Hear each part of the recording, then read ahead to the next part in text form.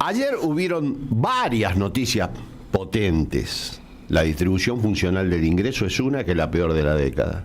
Mirá. Desde que hay una serie, los trabajadores están participando con su más bajo nivel, 45%. Estaban con Cristina, recordemos, 52%. O sea que esa caída de 12 puntos yo no la valorizo, pero debe estar 2 veces ya el préstamo delictivo del fondo, por lo menos. Hay que hablar con Manzanelli, que lo puede resolver. No es fácil valorizar eso.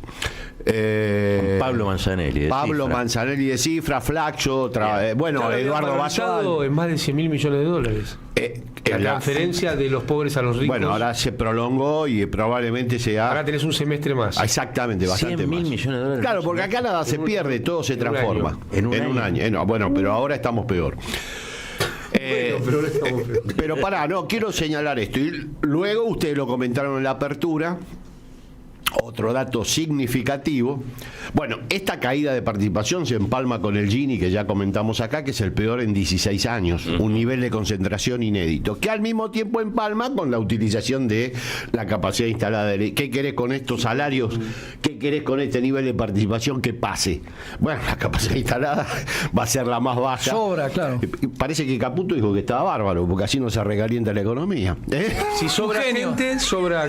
Ese debate del recalentamiento estuvo ya por el 2004. Sí, estuvo. Para que con esto quiero preguntarte esto, Amado. Claro. Ahora, siendo estas informaciones tan centrales, salvo Ismael Bermúdez, que habló sobre la distribución del ingreso, todos los papers que me llegan a mí de análisis de coyuntura solo se remiten al análisis de la situación financiera.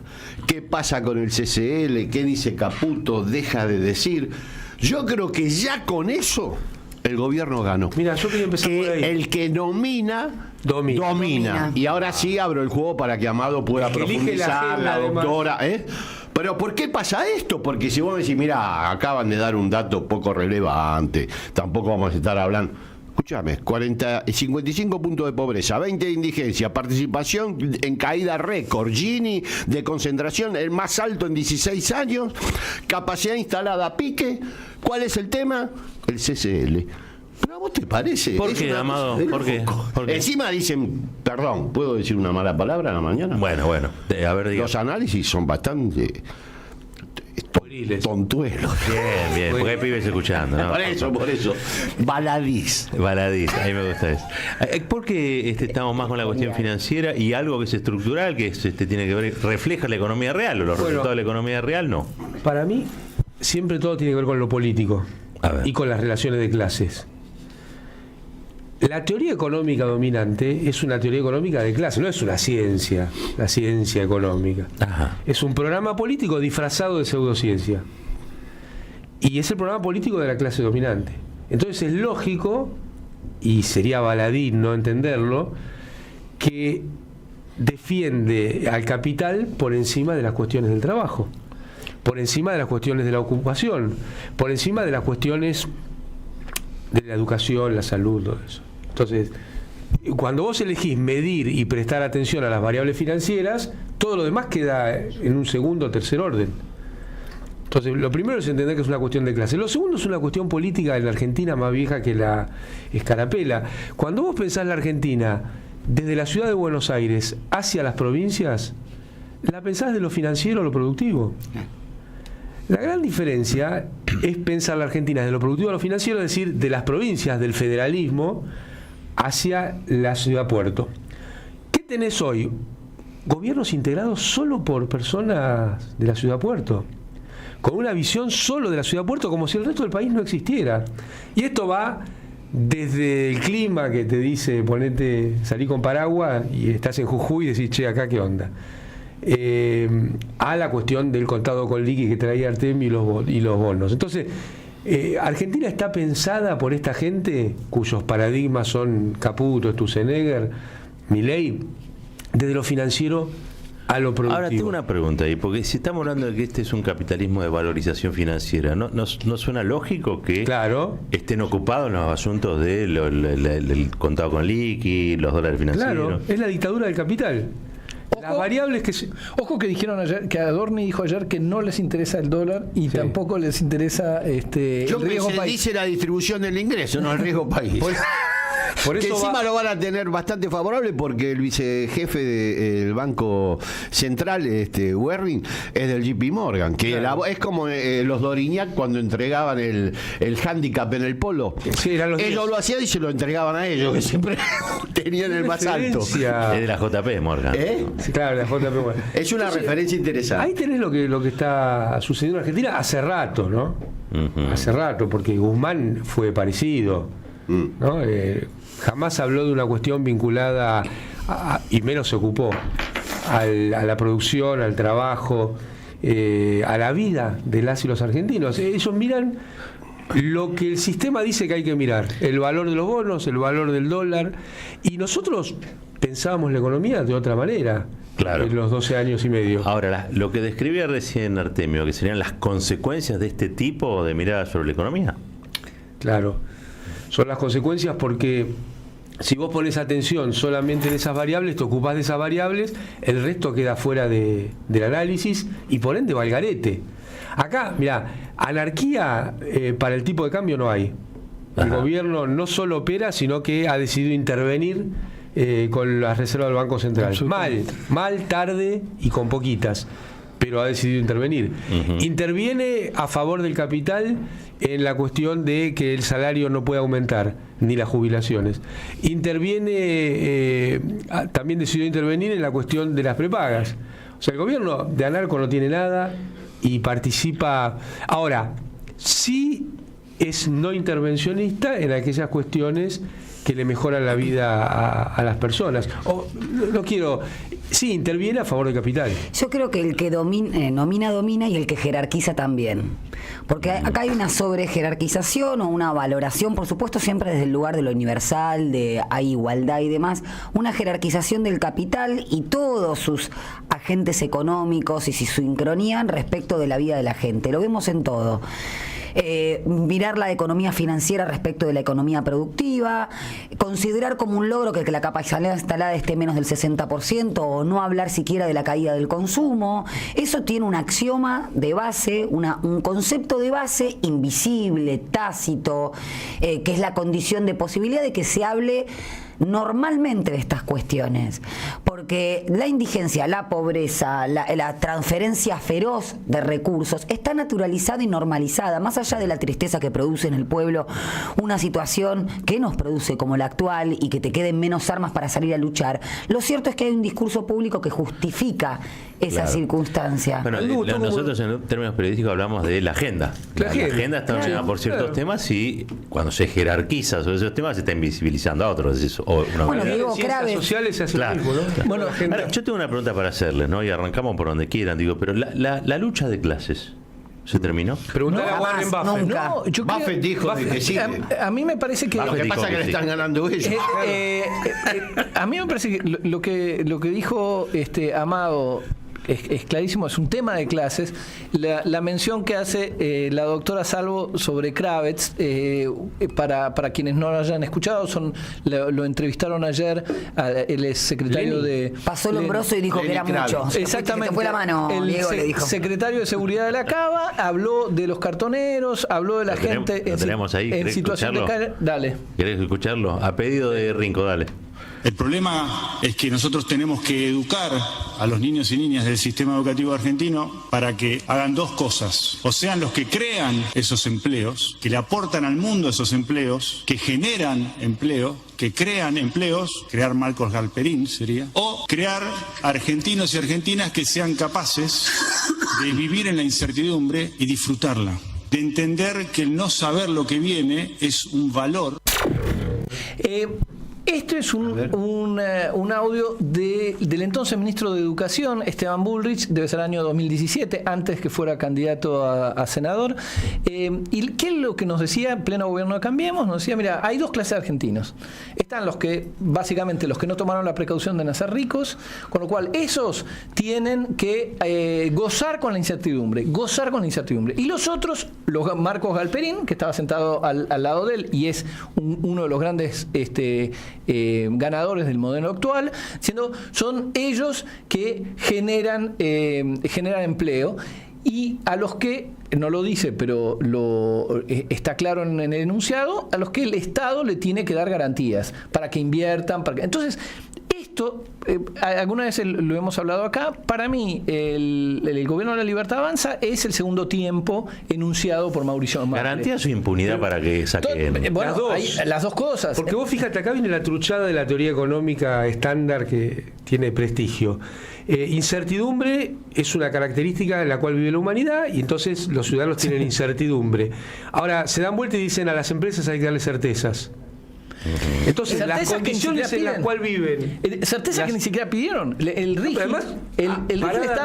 le está dando lo que las empresas no pidieron. Parada de mito, una de las condiciones que justifican la ganancia empresarial es el riesgo, la toma de riesgo. Claro. El ALEA. Estos piden certeza para que no haya riesgo y para que ganen mucha plata. Pero además es el biologicismo. O sea, vos preguntabas, Roberto, respecto de la lucha de clases. Esto, los feminismos, las disidencias lo sabemos muy bien. Lo que no se nomina no existe. Y las desigualdades estructurales que se tapan, que se solapan, es la técnica que tiene el capital para seguir acumulando ganancias, para seguir sosteniendo la división sexual del trabajo. Y con respecto a esto, lo de Diego Kravets, decía que volvía a ese darwinismo social, ¿no? La verdad que el cartonero lo que tiene en la cabeza, eso es bien propio de la teoría social, de la evolución del capitalismo en su mejor momento. Entonces, si todos los discursos sociales, filosóficos o la cosmovisión de la sociedad vuelve o quiere retornar a esa época, es porque el capital está en crisis del mismo modo que lo estaba en ese momento. Solo que pasaron 200 años, pasó el Estado Social de Derecho. Entonces, me parece que seguimos insistiendo en inventar nuevas categorías, acá lo hablamos siempre con los compañeros, nuevas categorías conceptuales cuando la lucha de clases sigue siendo la misma. El día que el capital deje de acumular ganancia gracias al trabajo de otro, bueno, entonces en ese día podemos hablar del fin de la lucha de clases. Es fabuloso la mención al cartonero. Para Kravets, el cartonero tiene nace cartonero y muere cartonero. No es su actividad lo define. Pero el pibe que está arriba de una bicicleta, trabajador precarizado, no, eso está muy bien. Es un emprendedor. Pero el cartonero es un tipo que está desquiciado, que hay que meterlo en cana. Sí, claro, pero es la mirada, ¿no? Yo no tenía escuchado a Pablo Iglesias. Acá el inmigrante que más nos choreó fue el rey, que nació en Roma y se llevó media España puesta.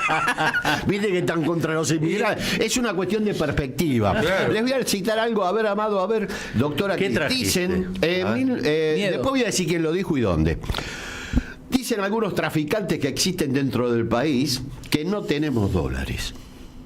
Yo les pregunto a ustedes, ¿han visto alguna vez un dólar? General. La historia de los dólares es simplemente la presión externa para que nosotros no aseguremos nuestra independencia económica. Frente a los obreros ladrilleros, el gran hacedor de la Argentina moderna, Juan Domingo Perón, en 1948. Quedó viejo, pero porque ya pasó sabio, mucho tiempo. Mirá si será sabio y vigente. Exacto. Que aparece disfrazado de otras cosas. Hoy son las tarifas de los servicios públicos. Así es. ¿Quién dijo que los servicios públicos tienen que valer igual en todo el mundo? El gas, la luz, el transporte, y los salarios tienen que ser diferentes. Ahora, muchos ¿No es una mentira? Sí, claro. Disfrazada de... Es muy difícil pelear contra una mentira disfrazada de sentido común. Así es. Y vos sabés que ellos consideran que esto es un anacronismo. ¿Te imaginás lo que debe pensar toda la estructura académica del mainstream económico sobre esta sentencia del sí, yo insisto, empezando por Guzmán. Claro, si bueno, no ahí va a ir yo. El problema no es que ellos piensen que Caputo diga esto es una aberración, yo tengo lecturas mucho más modernas. Y el problema es que piensen que existe la ciencia objetiva, porque la ciencia pasó a ocupar el lugar de Dios. Que claro, se avergüenzan de tomar esto y creen que es anacrónico. Los descamisados que se ponen la camisa. Después de Perón vienen un montón de canciones nuevas, digamos todo. A mí déjame el cancionero del fogón. A ver, hay canciones nuevas, pero a partir de melodías que uno conoce. Ahora se reversiona todo. Le ponen el bombo, la batería electrónica. Todo se reversiona. Che, tenemos que ir a una breve tanda. No. Están recalentados los equipos. Vamos a una breve tanda, enfriamos la situación. Cuando regresamos seguimos con el conversatorio de miércoles. Dale. Sí.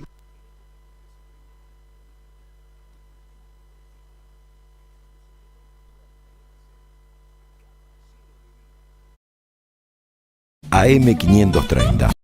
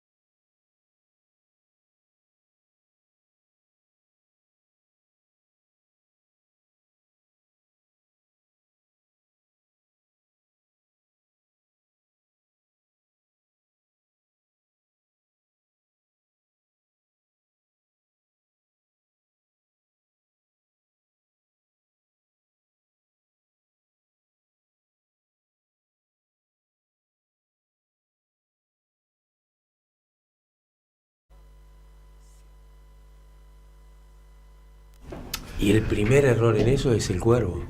A ver, estamos al aire, me parece, chicos. Qué bien que estamos. Bueno, ¿qué hora es a todo esto? 9:43. Tenemos los últimos 20 minutos para meterle rosca al asunto, ¿no? Usted es el conductor. No, está bien. Yo lo que estábamos discutiendo fuera del aire, no tenemos cómo recuperarlo ahora, se ha perdido en el éter. Pero sí, yo había planteado esto de la lucha de clase. ¿Qué pasó? Ya la ganaron, la ganó. Warren Buffett dijo eso.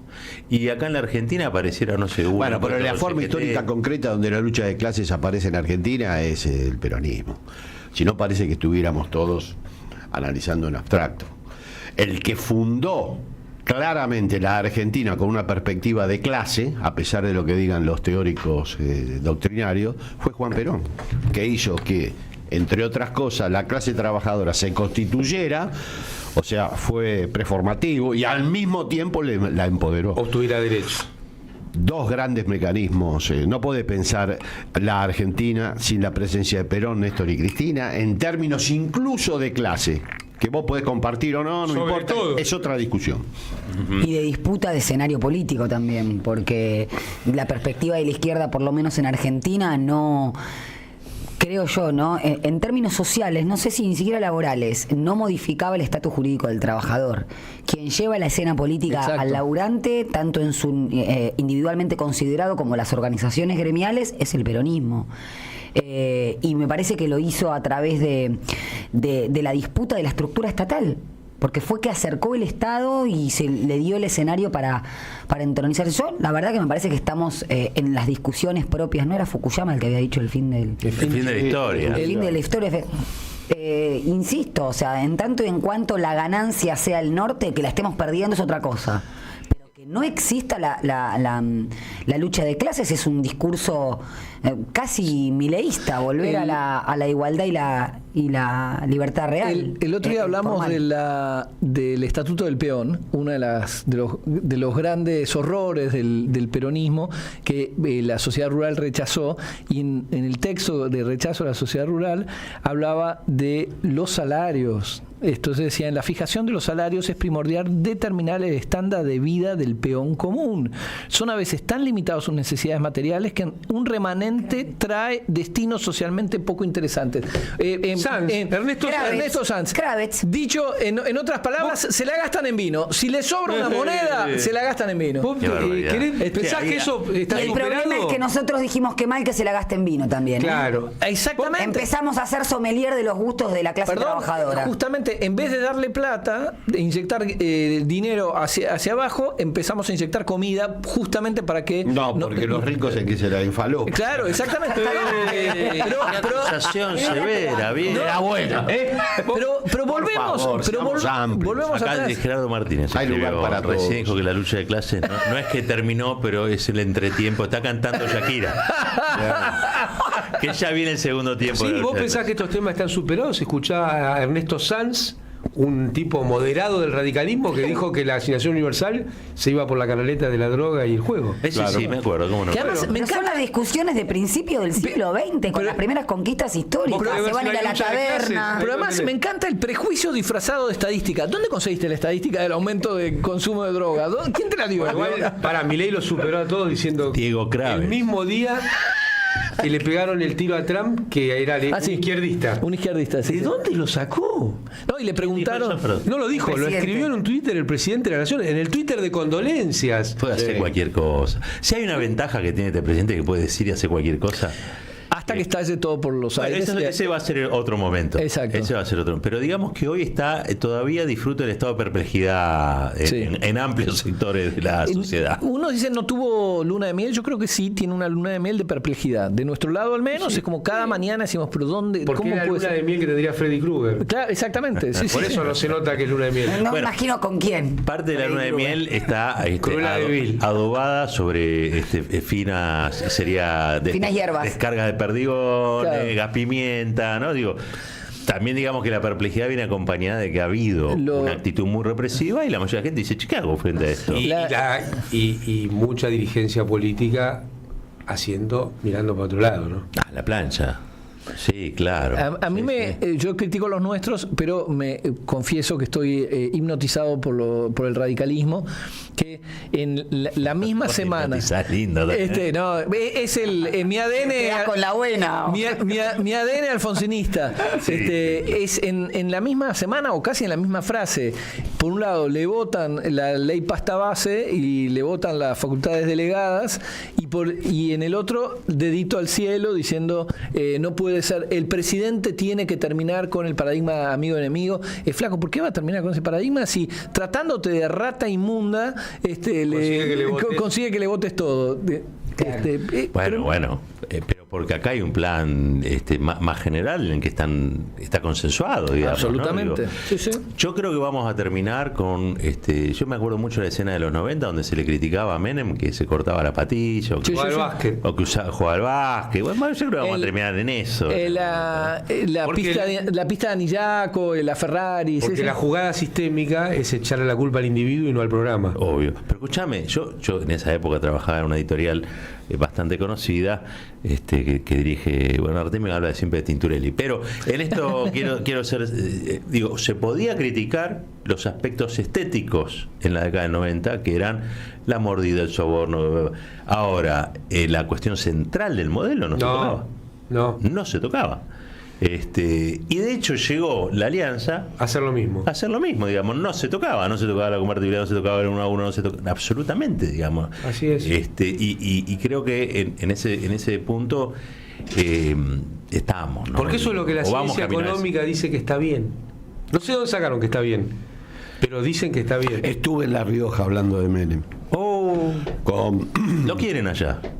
Lo quieren, por supuesto. Artemio y por eso que hay que restituir la dimensión nacional de este espacio para saber la multiplicidad de miradas que existe en Argentina, no solamente la metropolitana. No, pero más allá de eso, que es otra discusión, me sorprendió la gestión de Ricardo Quintela. Bien, te sorprendió bien. Muy buena. Vamos a hacer un trabajo especial para Sin Diarios. Sí. Yo creo que el gobernador va también a comunicarse. Pero en términos, vi el funcionamiento del Chacho, es 1 a 1, ya hay sectores que han recibido pago en chachos y obviamente no tienen en ese sentido ningún tipo de pérdida en cuanto a sus salarios, sectores privados. Bien. Pero te digo una cosa, el psico-killer le debe $130 millones a La Rioja. La castiga por la posición política de Quintela, que entre otras cosas fue intransigente para con el RI. Bueno, le pasa lo mismo a Kicillof, ¿no? Más, o sea, creo que no sé de cuánto es billones de pesos. La primera seca del país, es decir, el primer lugar que se acuñó moneda en la República Argentina fue en La Rioja. Así es. Y esa, para mí, es el origen de la inquina del sistema dominante porteño con Facundo. Sí. ¿No? Y por eso ahí hay también un origen de disputa económica. Lo de Quintela para mí es extraordinario en términos de gestión, pero también de diseño institucional, porque Quintela llevó la luz a lugares que aún hace 4 años no tenían luz. Así es. Y congeló las tarifas. Le regalaron a Quintela los candelabros con los que se iluminaban todavía esas familias, que no, eran latitas, no eran candelabros. Que tiene como recuerdo. Llevó internet a todos los rincones de La Rioja. Fui a los barrios populares, aunque vivieran no sabés cómo funciona el internet.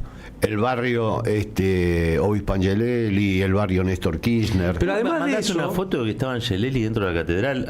Bueno, ahí está la tumba de memorial, ¿no? La memorial. Sí, está el cuerpo. Y en vivienda social también tiene una gestión impecable. Pero además de eso, porque acá, para mí, viste, poner énfasis en la gestión también es sacar el énfasis de la política. Porque gestión puede hacer Larreta. Sí, no la hizo, pero puede hacerla. Además puede hacerla. Además de eso, está haciendo una transformación institucional que me parece va a anticipar lo que necesita Argentina. Una constitución nueva. La juran el 19, creo, de agosto. Los jueces tienen un plazo de duración. Por ejemplo, involucra la asignación universal, no la asignación universal, sino el salario básico. Salario básico universal. Es decir, no es solo la gestión, sino que es la gestión puesta en un entramado filosófico, político, ideológico que va en un sentido, me parece, muy, muy hacia adelante, ¿no? No, es para tener en cuenta porque obviamente restituye el análisis de estas realidades provinciales, restituye lo que hemos perdido, que es la visión nacional. Y la el movimiento positiva. justicialista. Y salir de la resistencia sin ningún tipo de bueno, propuesta pero las propuestas concreta. Mira, fíjate vos. Bueno, La Rioja es la provincia que más propietarios tiene. Creo que el 87% de los ciudadanos son propietarios, ellos o sus familias. Pero cuando vos analizás los logros en una provincia de, ¿cuánto? 400.000 habitantes, a través de la decisión política del gobernador, te das cuenta de cuánto te estás perdiendo al estar permanentemente involucrado en las discusiones de la zona metropolitana. ¿Cuánto te estás perdiendo de visión y de propuesta? Lo que dice Natalia, ¿cierto? Mira, en la pandemia... Hay que decir qué hay que hacer, Acá tenés un ejemplo de lo que hay que hacer. En la pandemia salvó gran cantidad de empresas que se estaban yendo de los parques industriales y las mantuvo en funcionamiento con el rol del Estado y de las y los trabajadores. Mira. Bueno, evidentemente hay que mirar más a la totalidad de la Argentina y no quedarse a vivir en una zona AMBA, digamos. Bueno, acá los grandes caudillos del siglo XX y XXI que transformaron, más allá de las valoraciones, la estructura productiva y la visión del país vinieron todos de provincias no metropolitanas. Kirchner, Cristina, Cristina. O sea que efectivamente la discusión sobre la visión metropolitana y conurbanizada de la política excede largamente una cuestión teórica, es una cuestión político-práctica. Y lo que dijo Natalia es real. Tanta propuesta de qué hay que hacer, ahí se están haciendo cosas. Lo que pasa es que no la tenemos visible, está invisibilizado cuando no. Porque va en contra del sentido de la clase dominante. Exactamente. Yo recuerdo a Quintela en el acto en Plaza de Mayo en el que Cristina Fernández de Kirchner estaba con sus nietes, ¿se acuerdan? Y Quintela era el único gobernador, si no recuerdo mal, que estaba al lado de Cristina. Ese día que fue un día complejo y difícil de digerir todavía, ¿no? Y hablando de política, las críticas que hace Quintela al Pacto de Mayo firmado en julio son muy interesantes, digamos. Qué insidioso que sos. El Pacto de Mayo firmado en julio. No, hay que hablar con precisión. Escúchame, es el Pacto de Mayo firmado el 8 de julio a la noche porque el 9 tuvo que ir al desfile a meterse en un tanque que ya no funciona en ningún lugar del planeta. Pero qué lindo tanque. Sí, es muy lindo. Pero como a ver, Pacto de Mayo, que no es pacto y se firmó en julio. Pero es como la bomba en la casa de Stornelli, que si bien no era una bomba, tampoco era la casa de Stornelli. Ya hablando de pacto, los pactos de Milei, les recomiendo por ahí un video que hizo Juan González, columnista aquí en el programa de Daniel Tonietti, pero aparte biógrafo, biógrafo no oficial de el presidente Milei. Cuando Milei arrancó, cuando Milei era un desconocido o no tan conocido, ¿no? ¿Quién diría que iba a llegar a ser presidente? Bueno, pero todo ese derrotero está muy bien contado en el libro de Juan González. Y este video en particular sobre los pactos de Milei se lo recomiendo. Después lo vamos a subir a redes sociales. Che, se nos acabó el tiempo. Se nos acabó el tiempo. El tiempo es relativo. Cuando estamos demasiado entretenidos pasa más rápido. Para una cosa también, ¿no? Quintela le dio cabida en la discusión política a todos los sectores. Y eso también me parece importante. Lidera un proceso en el cual gran parte de la dirigencia política de La Rioja se involucró con mucha fuerza, ¿no? Un gran armador. Un gran armador político, además. Lo pueden invitar. La unidad, pero la unidad con una perspectiva común. Claro. La unidad con un proyecto, con una visión, no la unidad para juntar gente y decir estamos todos. ¿Lo podemos invitar a un conversatorio? Por supuesto. Sí. Donde que por Buenos Aires le Me decimos que parece se muy venga bien. para acá. Por supuesto. Y charlamos un poco de esa realidad, porque creo que hace falta oxigenar un poco también la escena política, ¿no? Si no queda dominada por el internismo o también a veces por la nostalgia. Y la verdad que hay que construir rápidamente una salida, porque mientras tanto a mí me parece que de la perplejidad, ¿no?, que es la que hoy describíamos, a algo que todavía es peor, que es a no tener perspectiva. ¿No? Y construir esa perspectiva es parte de la política, digamos, ¿no? Completamente. Es asunto de la política. Así que bueno, podemos ir invitando a distintos dirigentes para que vengan y viertan sus Sí, propuestas sobre aquí. todo porque oxigena mucho la falta o la opacidad de la perspectiva. Traer a un gobernador que te comenta lo que está haciendo. Total. Y no te abruma con los análisis políticos, las internas, que yo me acomodo, que vos no, que te desplazas.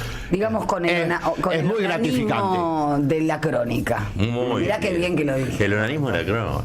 Qué elegante, qué elegante. Esa No dije nada. Elegantísima. Quedémonos ahí, quedémonos ahí. No avancemos en el asunto. Nosotros nos vamos despidiendo. Gracias a Artemio, gracias a doctora Salvo, gracias Rinconel, gracias Amado, como siempre. Ha sido un enorme placer. Quiero decirles que en la operación técnica estuvo Gustavo Hoffman, en la producción y coordinación Gary Castro, en la producción Juan Pablo Fierro, en el streaming Emma Svinden, y en las redes Manuel Severino, Alan Martínez y Vicente Castro. Nosotros nos vamos despidiendo. Sigan ustedes, ya llega Siempre es Hoy. Sigan con toda la programación de la Radio de las Madres. Nosotros nos despedimos hasta mañana a las 8 cuando digamos acá arranca este programa y aparte aparece Negrito hablando. Hasta entonces, que no se corte. Chao.